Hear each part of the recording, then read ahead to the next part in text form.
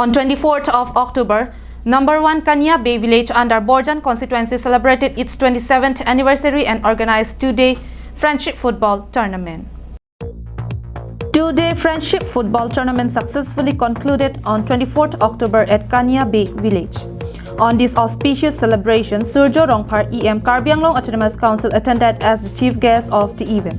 Sunaram Singnar Chairman, Borjan VDC, Philip Teron, President HDP Sports Association, Kaman Tiso, Secretary HDP Sports Association attended as the guests of the event.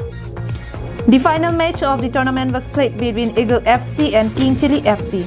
Due to excellent skills and performance from both the team, no any goals were scored from both sides till the end of the match. Hence, to decide the winners of the match, a penalty shootout was played. Eagle FC managed to bag the victory title of the tournament.